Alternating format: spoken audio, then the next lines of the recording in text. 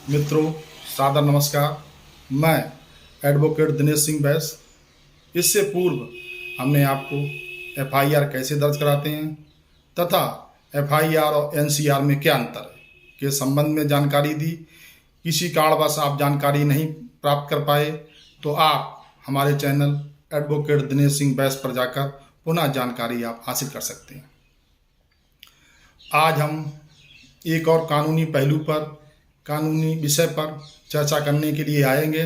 जैसे कि मित्रों, आप द्वारा बराबर फ़ोन किया जा रहा है, हमारा सहयोग दिया जा रहा है, मैं उसके लिए धन्यवाद देता हूं। आज का विषय है, अगर फरियादी पीड़ित व्यक्ति द्वारा लिखाई गई एफआईआर में आईओ जांच अधिकारी अभियुक्तों के नाम दौरान विवेचना निकाल देता है, जो आरोप पत्र अदालत में दाखिल करता है उसमें उन मुल्ज़िमानों के नाम नहीं होते हैं। इसके संबंध में मैं आपको जानकारी देना चाहूँगा। भाइयों, आपने एफआईआर दर्ज कराने के उपरांत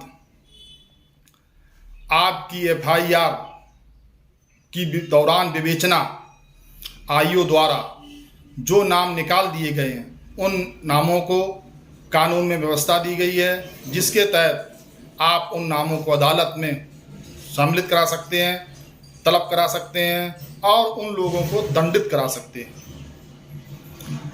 आरोप पत्र दाखिल होने के उपरांत अदालत उस आरोप पत्र पर संज्ञान लेती है और मुल्ज़िमानों पर आरोप बनाती है। जो धाराएं, जो आरोप लगे हैं उन्हीं पर आरोप बनता है।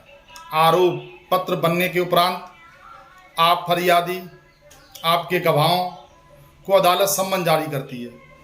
उस सम्मन पर फरियादी पीड़ित अपनी गवाही देता है और जो साक्षी हैं वह गवाही अपनी अदालत में देते हैं।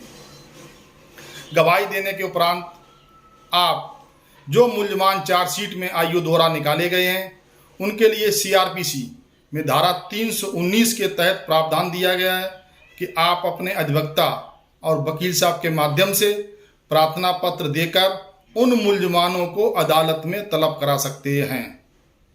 319 सीआरपीसी, इस सेक्शन को याद कर लें। 319 सीआरपीसी के तहत प्रार्थना पत्र देकर उन मुल्ज़िमानों को जो चार्जशीट में मुल्ज़िमान आईओ द्वारा निकाल दिए गए हैं उनको आप तलब करा सकते हैं। तमाम भाई अभी सोच रहे होंगे कि इसका लिमिटेशन क्या है, उसका समय क्या है। हम तो गवाही दे चुके हैं और गवाही हो गई है, 313 बन गया है, कैसे है, हम लेट तो नहीं हो गए। मित्रों, 319 सीआरपीसी में स्पष्टता प्रावधान है, आप किसी भी स्तर पर मुकदमा के विचरण काल के किसी भी स्तर पर 319 सीआरपीसी के तहत अपने अधिवक्ता, वकील साहब के माध्यम से, सरकारी वकील के माध्यम से आप प्रार्थना पत्र विद शपथ पत्र इस बात का दें कि मेरे द्वारा एफआईआर फला दिनांक को फला थाना में फला फला अभियुक्तों के खिलाफ लिखाई गई थी, लेकिन जांच अधिकारी द्वारा गलत तरीके से इन मुल्ज़िमानों के नाम निकाल दिए गए हैं और इन मुल्ज़िमानों को तलब कर अदालत दंडित करे।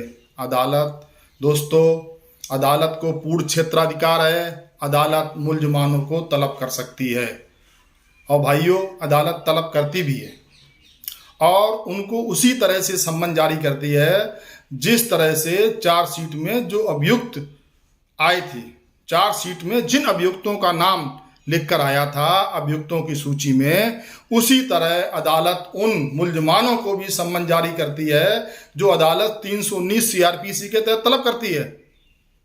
और उन मुल्ज़िमानों को, जो मुल्ज़िमान अदालत तलब करती है जो चार्जशीट में आईओ ने निकाल दिए थे, उन मुल्ज़िमानों पर उसी प्रकार से केस चलता है जिस प्रकार से चार्जशीट जो आईओ ने दाखिल की थी, जिसमें मुल्ज़िमानों के नाम सम्मिलित थे, और निकाले गए मुल्ज़िमानों पर भी उसी तरह से केस चलता है और अदालत में आकर उनको जमानत करानी पड़ती है और अदालत की पूरी कार्रवाई समान रूप से चलती है। दोस्तों, इसमें कोई शक शुबा नहीं है और आप अपना साक्ष्य, एविडेंस प्रस्तुत करते हैं अपने मुकदमे को साबित करते हैं तो उसी प्रकार दंड मिलता है जिस प्रकार चार्जशीट की सूची में, अभियुक्तों की सूची में जिन लोगों के नाम थे, इसमें कोई शक नहीं है। यह विषय हमारे तमाम भाई, हमारे तमाम मित्र हमको बार बार फोन कर रहे थे कि वकील साहब इस विषय पर हमें जल्दी ही बताएं। दोस्तों, किसी कारणवश, किसी वजह से, व्यवस्था की वजह से, कोर्ट में होने की वजह से फ़ोन नहीं उठ पा रहा है। दोस्तों, जो भी जानकारी कानून के संबंध में आपको चाहिए, इस कमेंट बॉक्स में जाकर आप उस जानकारी जो आप हमसे चाहते हैं बताएं, लिखें। मैं कोशिश करूंगा जितना मुझे अनुभव है कि आपको उन प्रश्नों के उत्तर जो कानून में प्रावधान है मैं आपको दे सकूं। आपके द्वारा दोस्तों मेरे वीडियो पसंद किए जा रहे हैं, हमको बराबर इस वजह से फ़ोन आ रहे हैं, तमाम हमारे भाई मित्र हमसे संपर्क कर रहे हैं, हमारा उत्साहवर्धन कर रहे हैं। उसके लिए पुनः एक बार आप सब लोग बधाई के पात्र हैं और मैं आप सभी को धन्यवाद देता हूं। और इस वीडियो को आप सब्सक्राइब करें, आप लाइक करें, कमेंट करें। आने वाले समय में मैं कोशिश करूंगा आपके प्रश्नों का जो आप जवाब चाह रहे हैं, उनका उत्तर, जो जानकारी आप चाह रहे हैं वो आपसे साझा करूंगा।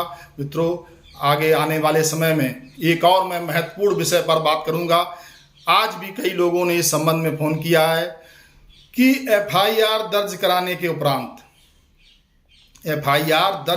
के उपरांत आईओ, दरोगा, जांच अधिकारी हमारा मुकदमा खत्म कर देता है, एफआईआर लगा देता है, तो फरियादी के पास क्या विकल्प हैं। आने वाले समय में मैं जल्द ही इस संबंध में जानकारी साझा करूंगा। दोस्तों, इसी के साथ मैं अपनी बातों को विराम देता हूं और आप खुशहाल रहें, स्वस्थ रहें।